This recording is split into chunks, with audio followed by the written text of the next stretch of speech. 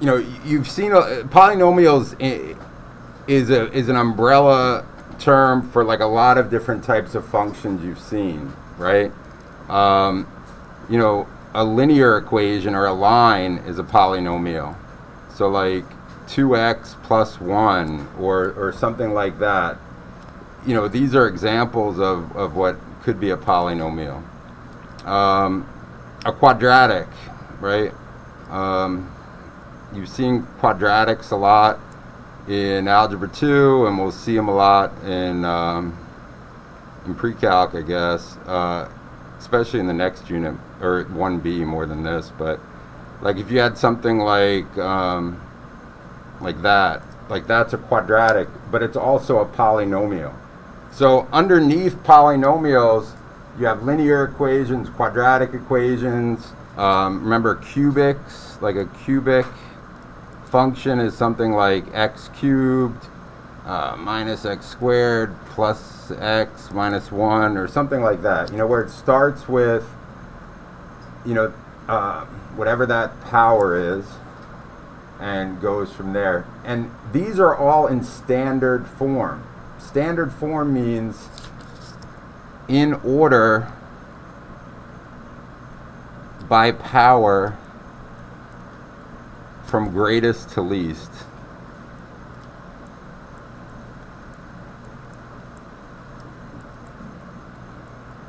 So if it's not in standard form and it says put it in standard form, you know, that just means order it, right? Put it in order by power.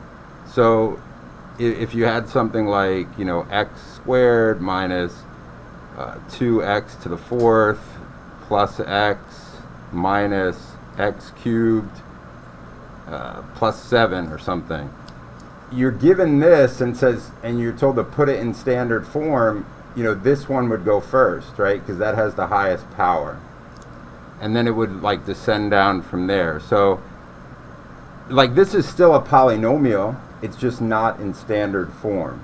In standard form means, you know, by power from greatest to least. So this x cubed would go here, the x squared, right? And then the constant's always at the end. So this is standard form. You know, there's more polynomials. You can keep going. You know, we could have to the 4th degree, to the 5th degree. Do you guys remember if it was a 4, what that would be called? Anybody? Like if you had x to the 4th.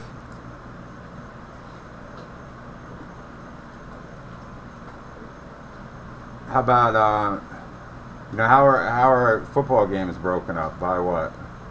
Quarters, right? It's 4. You have 4 quarters in $1, 4 quarters in a football game. It's quartic. Quartic, like a quarter with tick at the end instead of ter. So that's how, you know, that always helps. I was always able to remember, you know, there's 4 quarts in a gallon, 4 quarters in $1. So cubic is 3, like a 3D shape is a cube, right? And that's always how I remembered that one. And anything beyond that, there's quintic, and you know, we're really going to just stop. We don't really see much over quartic, but if it was 5th degree, it would be quintic. I'm sure there's something for 6 with like syntic or something. I don't know. But you know, beyond that, you don't really say. You just say like 6th degree, 7th degree. It doesn't really have a name, or I'm sure it does, but it's never something that we're going to talk about. So properties of a polynomial function. The biggest thing is, first, it must have real coefficients. Meaning, you know, you can't have any imaginary numbers. Like this can't be like 3i x squared, something like that. It's always going to be a real number here in the front, these coefficients.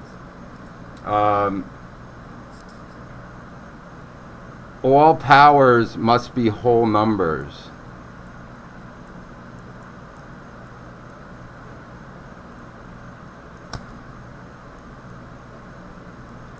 So what does whole numbers not include?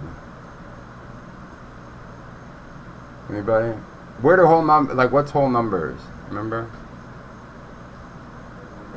What's that? Well, 1, 2, 3, and higher, but it also includes 0. But it doesn't include negative numbers, right? That's integers. Integers includes all the negatives. So really what this means is no negative powers. And like you could, by saying whole numbers, I'm including 0. But if you think about what, like anything to the 0 power, that just equals 1. So it's like, this 7 could have an x to the 0 after it, but you wouldn't write it, So that's why we're saying whole. And what this really means then for you guys is it's no negative powers.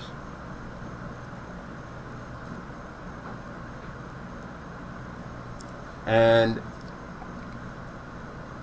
besides no negative powers, no fractional powers. And that kind of, by saying must be whole numbers, we're kind of already including this, because a fraction is a rational, not a whole number. But we'll just write it out. So there's two other things that negative and fractional powers, you can also see them in a certain way. Like, if you have like 2 to the negative 1 power, what's another way you can write that? Like an equivalent way without a negative exponent. 1/2, right? Because negative powers converted into a fraction. So this is equal to 1/2. So along with the no negative powers, you could also think of it as no x's in denominators, right? Because if you had x to the negative 1, that's 1/x, so that would put the x in the denominator. So that it's kind of saying the same thing. When I say no negative powers, it's really including no x's in the denominator, but it's better just to kind of state it. No fractional powers also implies something else. Like if you think about a fractional power, what's another way I can write x to the 1/2 power as a radical? What? Well, not x squared, like square root. Yeah, like this, because remember you can convert it to a radical by like this thing goes here and that goes here, since it's just 2 and 1. Like if this was x to the 1/3, that would be cube root of x. So when we say no fractional powers, we're also saying no x's under a radical. So there's really kind of like 2 things, but it presents itself as 4 things, kind of. So if we look at these and kind of see, these things in practice here, I'll say none of these are polynomial functions. And the reason being, no for this one because it's under a radical, right? And radicals, they're their own thing, but it's just not a polynomial. This one, everything looks okay, but then we got that negative power there. So no has negative exponent, right? This guy, that's that's our x in the denominator. This is something else. This is a rational function, but it's not a polynomial.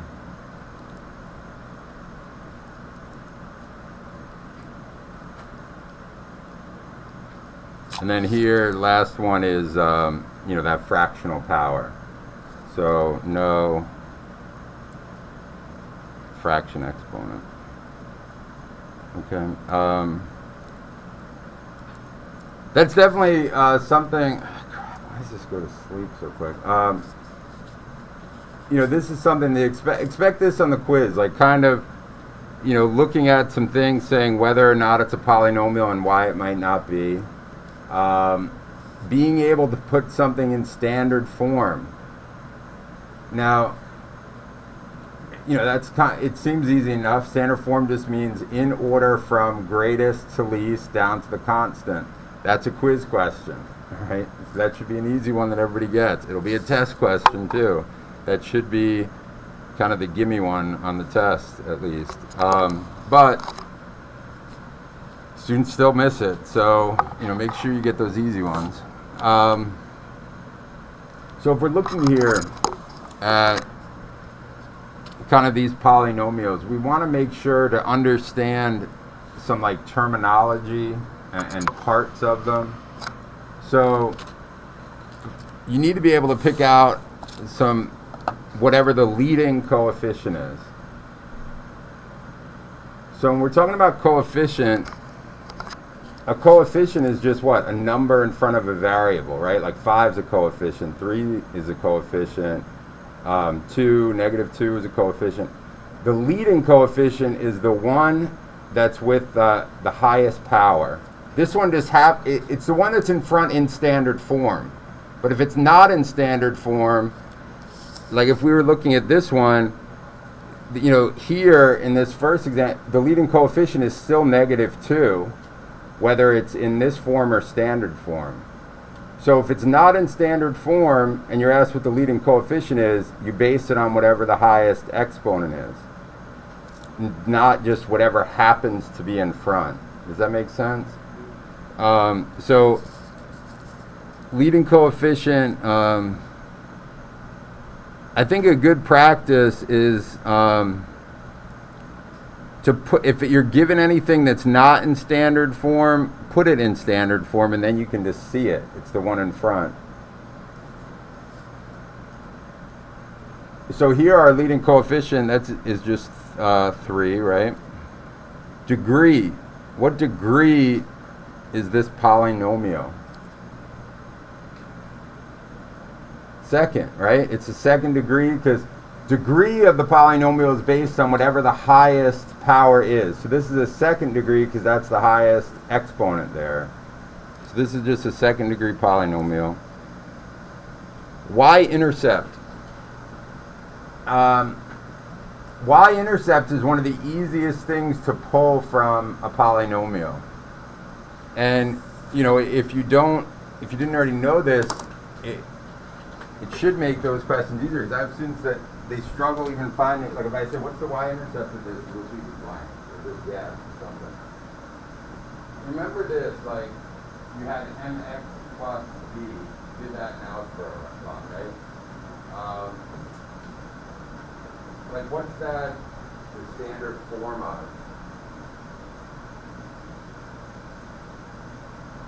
What's this the equation of? Let's do that. Like you see this, you'd say, oh, that's the equation of a what? Like if you were to graph it, it's a line, right? This is the standard form for a line, and it's called, remember, slope-intercept form. So you have the slope here, and what's this thing? The y-intercept, right? That means that's where it crosses the y-axis. That's true for polynomials as well. This isn't the slope, but this is still the y-intercept. Whatever the constant is at the end, you can just pull it right out, and you can just pull it out, and that's your y-intercept. So it's just 0, and then whatever this number is, because it's a coordinate. Another way to think of it is if you put 0 into these x's, they would both cancel out, and we'll be left with just the -4. Because the y-intercept is the value that the function is equal to when x is 0. So there's a couple ways to think about it, but the easiest maybe is just, it's always going to be the constant. So this would just be 0, -4. You can also graph it and just look and see where it crosses the y.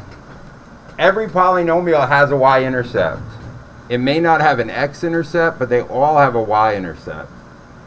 They all have a value when x is 0.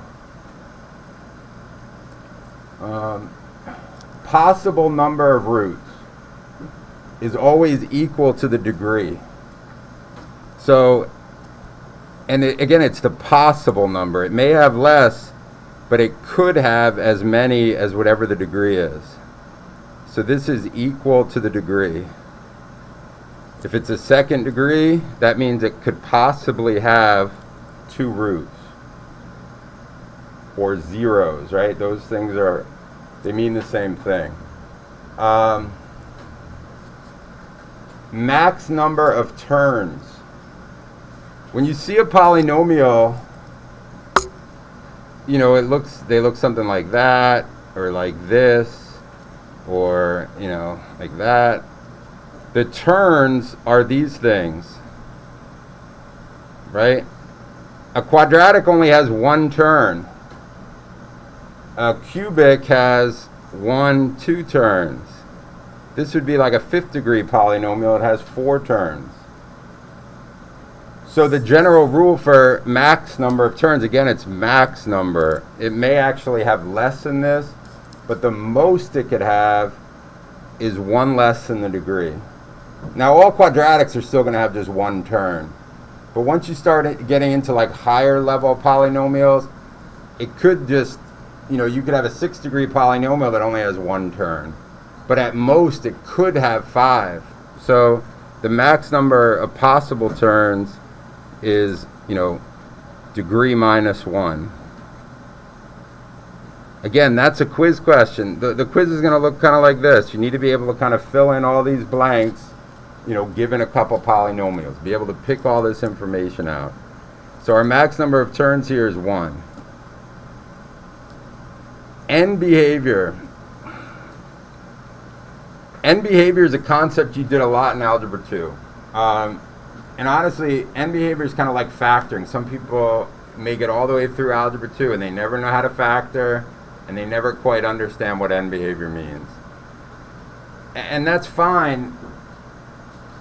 Like, but we need to get it, right? Like, it needs to, it's something that can make sense and kind of, I think some people overthink what end behavior is asking. If you have a graph, you know, you always have like a y-axis, right, and an x-axis. X is the one here, y is the one up and down. You know, they have numbers. This would be positive numbers going up.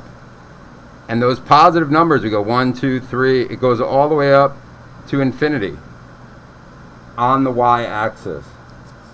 And then they start going negative, right? You have -1, -2, etc. And if you go down forever on the y-axis, you get to negative infinity. Same thing happens on the x. This is the positive side of the x, right? So if you go along the x-axis, 1, 2, 3, etc., keep going to the right forever, on the x side, you get to infinity. Well, you never really get to it, but you move towards it, right? Same thing here on the negative side, -1, -2. It keeps going down, and it goes on forever to negative infinity. So when you're thinking in terms of infinity and negative infinity on a graph, there's 2 positive infinity directions. It goes this way to positive infinity, it goes this way to positive infinity. On the y, or I'm sorry, with negative infinity, it continues this way on the x, or continues this way on the y. So when you look at the notation here, when they're asked about end behavior, it's saying as x moves towards negative infinity. Well, what's that saying? It's saying as we move left on this graph, because that's the x, and as we move towards negative infinity, this is saying, well, what's the graph doing? What's the left side of the graph look like, or what direction is the left side pointing, right? So if we have a graph that looks like this, you know, it's just a cubic. Every graph has 2 ends, right? There's a left end on the left side of the graph, and there's a right end. So it's saying as x moves towards negative infinity, as we go to the left side, what direction is the arrow pointing? That's the left end. It's pointing towards positive infinity. So that would be the left end characteristic. Right end characteristic, well, what direction is this one going? This is the right arrow, it's going down. So the right end side, as we move towards positive infinity, this is going down towards negative infinity. Oh, well, that might not be the answer for this. That was the answer for this one, sorry.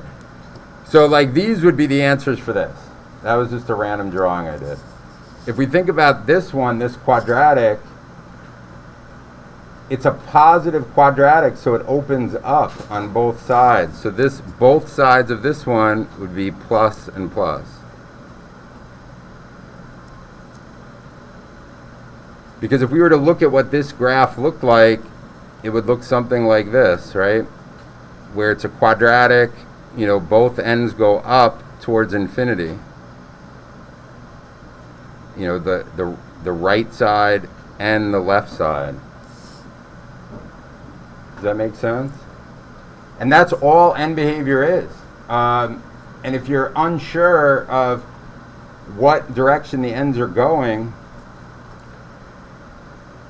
you know, you could always just graph it, look at it, see what direction they're going. The other way to consider it is it's always based on the leading coefficient.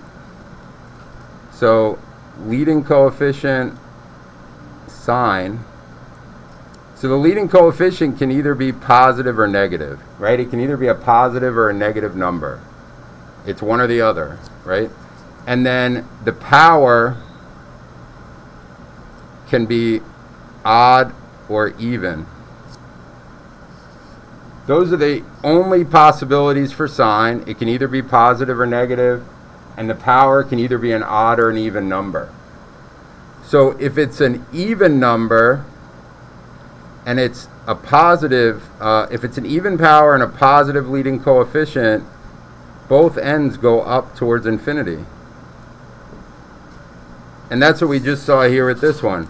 2 is a even power, and 3 is a positive leading coefficient, right? So that's why the end behavior was infinity and infinity, because it was an even power and a positive leading coefficient. If the leading coefficient had been negative, both ends of that quadratic graph would be going down.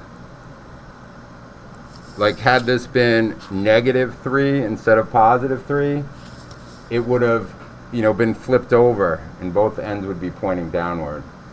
So the even powers are the easier ones because both go in the same direction. So if it's squared, if it's the fourth power, something like that, it's just a matter of whether it's positive or negative. Now, as far as odds are like lines, right? If you think about a line here, what would the slope of this line be? Would it have a positive slope or a negative slope? If you just have this line here. Positive, right? Because it's going up on the right. And if it had a negative slope, it would go, you know, down on the right. Well, lines are odd powers, right? It's to the first power. So if it's a positive and the power is odd, it's down on the left, up on the right. So, you know, negative infinity, positive infinity. If it's odd and negative like this one, that means it's up on the left, down on the right. Those are the only 4 possible scenarios for ends, right? They either both go up, they both go down, or they go in opposite directions. One down, one up, one down. So, and you base it entirely on 2 things. The sign of the leading coefficient, whether it's positive or negative, and the power, whether it's odd or even. So that's why for this one, you know, this would be a negative cubic. Like think about if this was a line, it would have a negative slope, right? Because it starts high and finishes low. So any odd, whether it be a line, a cubic function, quintic, something like that, they're always going to be in opposite directions. It's just a matter of, if it's positive, it starts low, finishes high. If it's negative, it starts high and finishes low. And those are your end behaviors. No graph is going to have more than two ends. No graph is going to have less than two ends in polynomials. There's always just two, and this is all the possible outcomes right here. All right. So the name of the polynomial, this one is it's second degree, so this one would be a quadratic, right? If I can spell it, quadratic. So let's look at this one here. What's our leading coefficient in number 2 here? Yeah, the negative 2 is. Even though the 6 is in the front, if we were to put this in standard form, it would be minus 2x plus 6, right? So the negative 2 is our leading coefficient. The degree of our polynomial, this is a first degree polynomial, because it's like this x has a little 1, right? But it's just, you don't ever have it to show it. X-intercept, this is slope-intercept form, so it's that 6, right? So it would be 0, 6. Possible number of zeros, same as the degree, right? A line can only cross the x-axis once, and that's what a 0 is. A 0 is just an x-intercept. Max number of turns, 0, because turns are 1 less than the degree. If the degree is 1, the turns are 0. Left end, right end. On the left side, this is a negative leading coefficient, right? And it's an odd power. So negative and odd, it's odd and it's negative. That means the left side goes up and the right side goes down. So on the left side, as x goes to negative infinity, this graph goes up to positive infinity. And on the right side, as x goes to positive infinity, this is going to go down towards negative. And the name of that polynomial is just a line.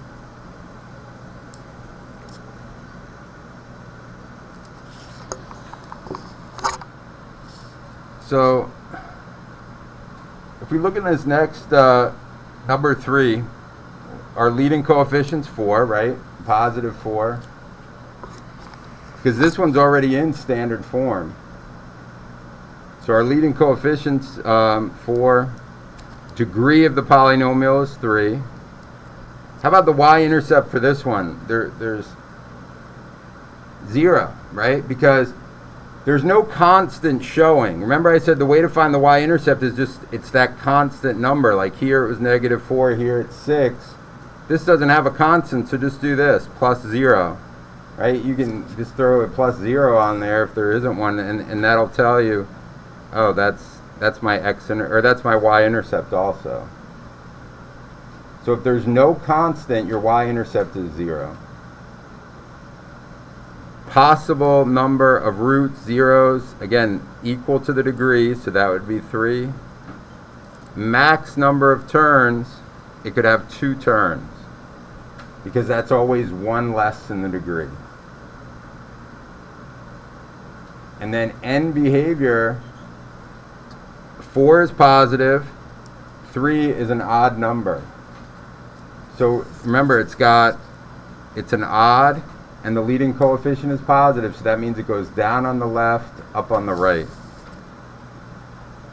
So this would be negative infinity, positive infinity. And remember, this is a 3rd degree, so those are called cubic polynomials, like a 3D cube, right?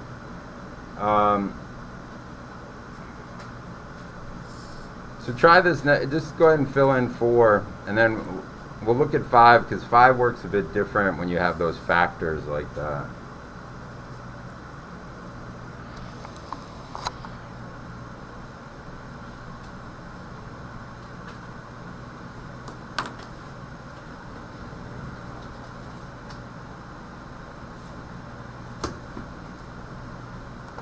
Just a heads up, I think we might have a fire drill at 9:15 or something, so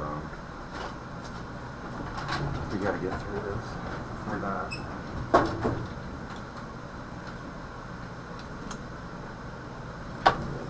Alright, so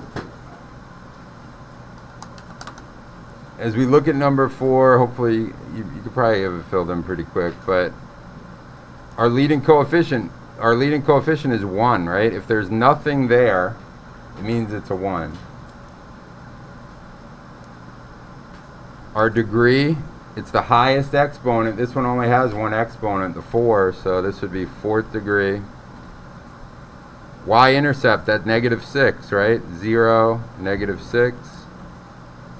Possible number of roots or zeros, the possibilities, it has 4 possibles.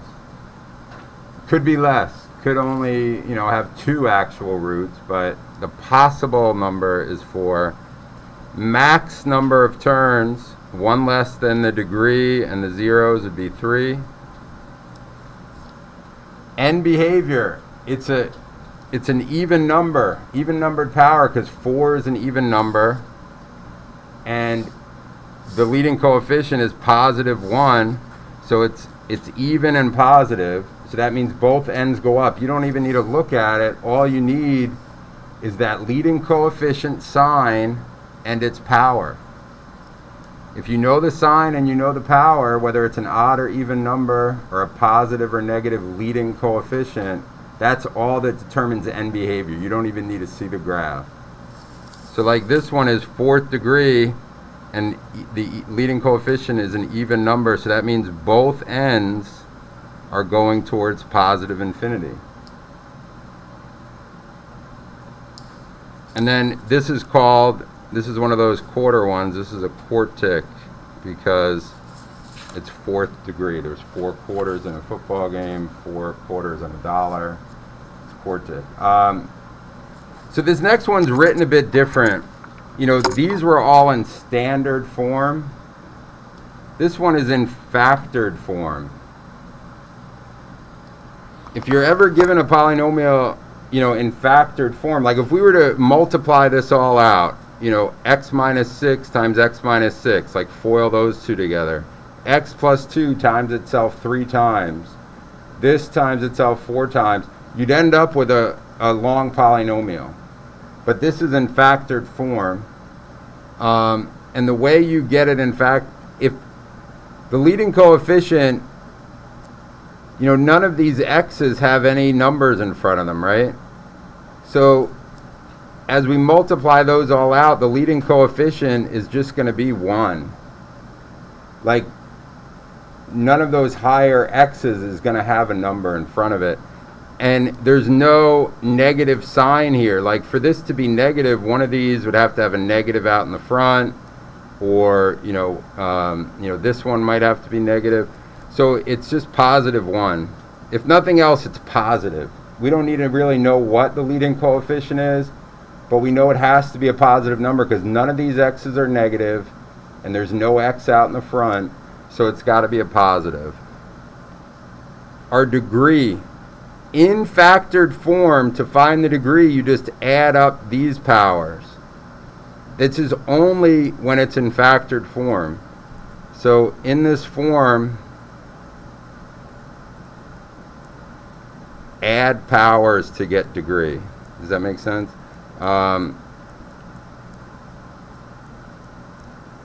So what would the degree of this one be if we add up all the powers?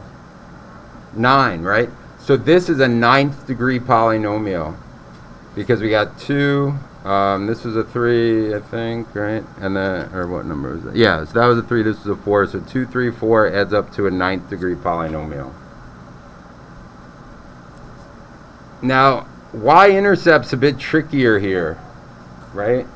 Because it's not just like there's a constant, and I don't want to multiply all this out to find out what that constant is by itself. In factored form, to find the y-intercept, we know that x has to be equal to 0. So what you do is you just put 0 in for x and simplify to find the y-intercept. You could graph it too, like put it in the calculator and try to see where it crosses the y-axis. But this is actually, it goes pretty quick. You just put in zeros for all of your x's, right? Because if x equals 0, I have to be talking about the y-intercept. So negative 6 squared is 36. This is going to be like a stupidly high number. 2 cubed is 8. Negative 3 to the 4th power is 6 times 6, 36, I think. So we have negative 3 to the 4th is 81. I don't know why I can't do my powers. So you have 36 times 8 times 81. It should be like a really, really high number, like 10,000 something like that.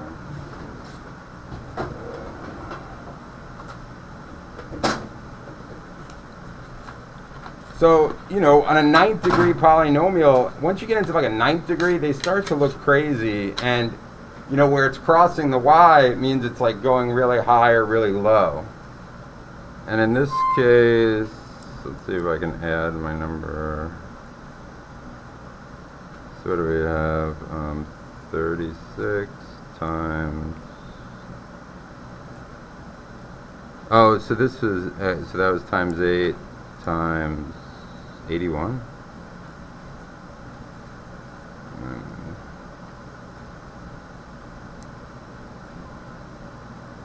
23,328. So 0, 23,328.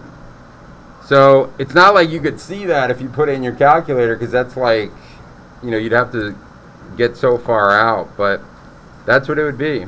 And you find that by just putting 0 in for the x's and then just multiplying it out. You're not going to really get any like this, but possible number of roots and zeros, 9, right? It's equal to the degree. Possible number or max number of turns, 8, 1 less than the degree. Left and right end characteristics, we have a positive odd, right? Positive, 9's an odd number. So remember, positive odd, left side goes down, right side goes up. This little graphic can tell you the end behavior of any polynomial. All you need to know is its sign of the leading coefficient again, and the power, whether it's an odd or even number. You don't need to see it, you don't need to do anything to it, you don't even need to see the whole polynomial. All you need is those two things. Those two pieces of information tell you kind of what the graph looks like. So our left and right end, it's positive and odd. That means on the left side it goes down, on the right side it goes up, right? And we'll just call this a 9th degree polynomial. I'm sure it has some sort of like a, who the heck knows, something with nana maybe, or, but it's not like you ever have to know that. So anything above a certain one, you just call it, you know, whatever the degree is, polynomial. Alright, so these last couple, leading coefficient is 7, right? Degree is 0. Y-intercept is 0, 0, right? Because there's, again, there's no constant there. It's like there's a plus 0. Possible number of zeros, it's same as the degree, so it's 0. If we think about what this looks like, 7x to the 0 power, that's just going to be a line that goes through 7, right? Because it's just, no matter what I put in there for x, this is always going to equal 1. So this just becomes 1 times 7. So this is just a constant graph, and it's just always 7. So it actually doesn't have a y-intercept. Or it does have a y-intercept, but it's 7. So it would be 7, sorry. Because if you put in 0 for x, it would make this 1. Possible number of zeros, 0. Max number of turns, it doesn't have any. We're not going to put a -1 here. Left end behavior. If I look at this graph, now these are a bit different. if I go towards the left, towards positive infinity, what does this graph move towards? If it's always, it doesn't go up or down. So as I go out towards infinity, where is this going to keep going? Like, what is this going to equal? 7. It's always just 7. So as you, and again, this is just kind of like a one-off type situation where, it's kind of a polynomial, but it's not one that we'd really deal with that much. But on both ends, it just moves towards 7. So those are a bit different. Because 0 doesn't really fall into that odd or even category, right? It's just its own thing. And this would just be called a constant polynomial, because it's always just constantly 7. And last one. So go ahead and just fill in the blanks on this last one, number 7 here, and see what you come up with.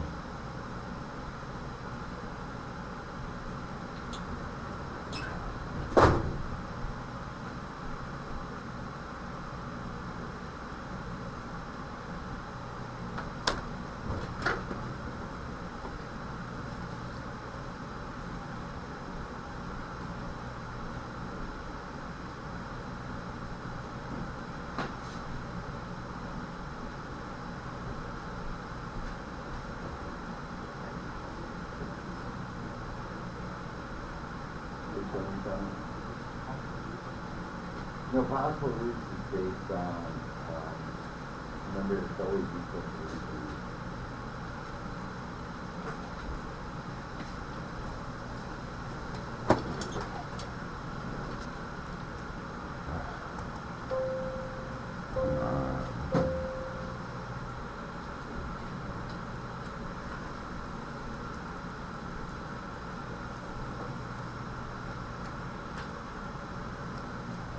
So let's see. Hopefully, if you guys got it, you probably fill those in kind of quickly. Hopefully, like there's no calculations to really do. So our leading coefficient, it was negative, and there's no real number written there, so it's -1, right? And what we're worried about, honestly, we don't even need to know that. What's more important for leading coefficient is whether it's odd or positive or negative. What it is doesn't really affect the end behavior that much. But it's a -1. The degree of this polynomial would be 4, right? Our y-intercept is 0, -6, because that's our, this one has that constant number there. Possible number of roots and zeros, well, it could possibly have 4, the same as the degree.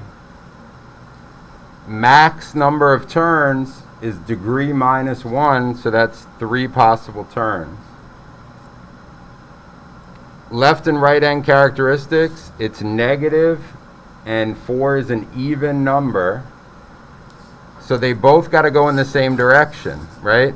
It's an even power, but it's negative, so they're both going to go down. So what all this stuff does is tell you, it allows you to, one, and this would be a quartic again, all these characteristics allow you to look at a polynomial and get a visual of what the graph should look like. It could have 3 turns. It could have 4 zeros. The ends are both going to be going down. It's going to cross the y-axis at -6. So, knowing this stuff, I could do a quick sketch of this without actually, using the calculator or, looking that closely at it, because, I would know that, well, both ends have to go in the same direction. They're both going to go down. So I know that this end finishes down, this end finishes down. I know it has to cross -6 on the y-axis, so it's got to cross about right there. But somewhere in between these two ends, it has to kind of come around and get back to there. It could cross the x up to 4 times. So if we kind of go up, we cross the x, we turn, come down, go through here maybe, go up, and then go like this.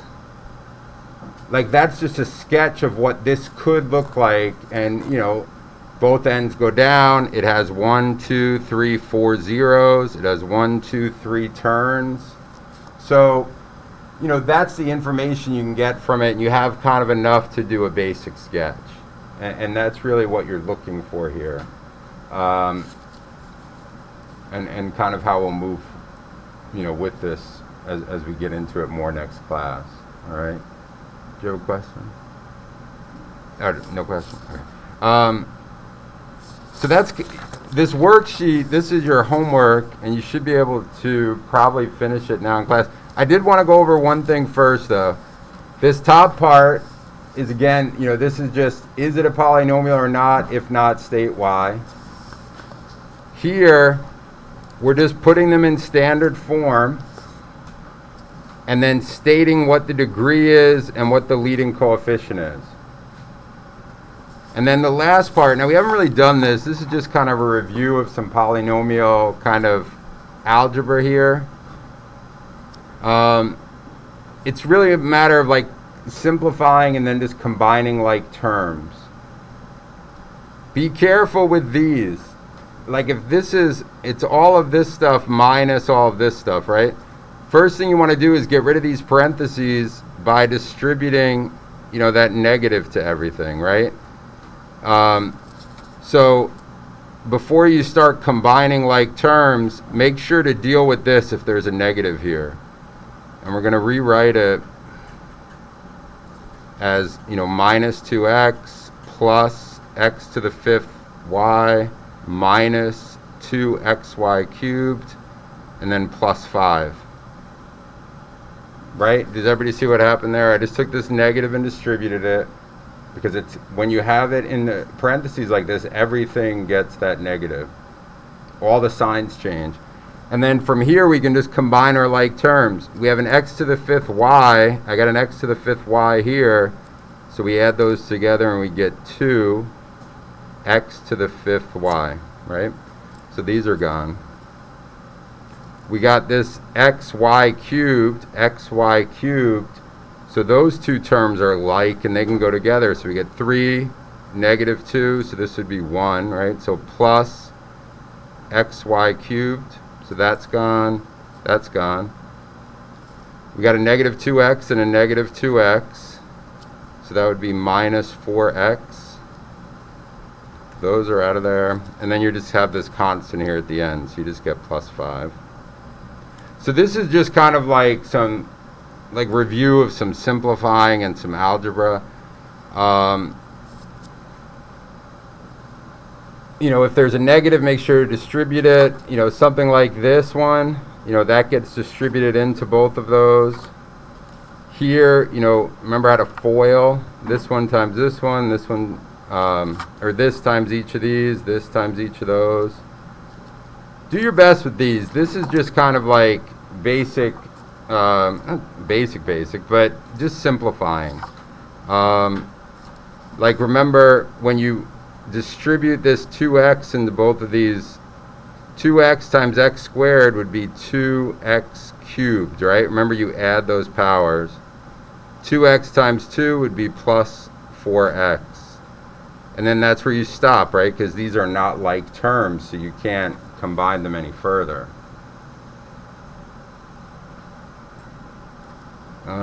Last one I wanted to look at here.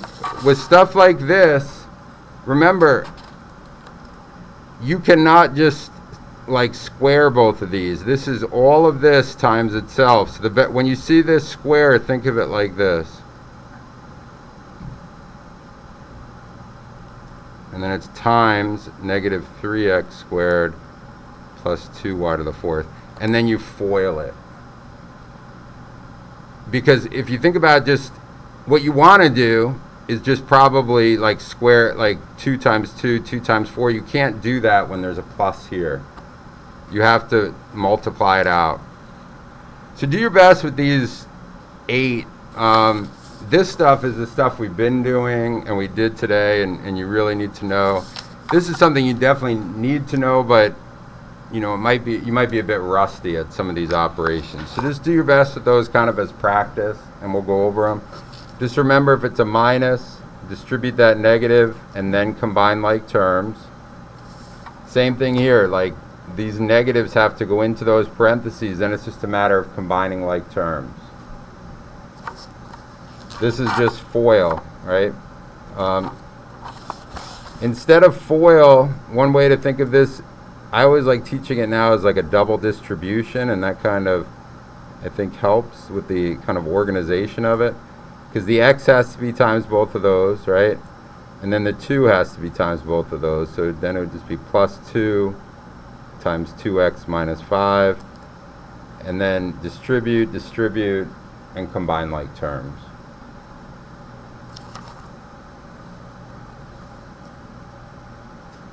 Okay. So that's your homework.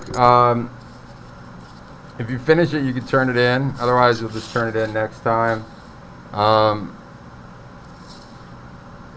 And then, like, this is something that would be on that quiz. Like being able to state whether it's a polynomial or not, and then say why.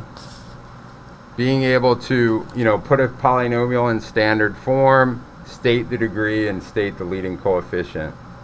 So those are definitely things you need to know. This stuff is good to know, but it's like, this is more like Algebra 1 review type stuff. But so you got, the rest of the time to work on this. Like I said, I think at 12:15 or at 9:15 we might have a fire drill. So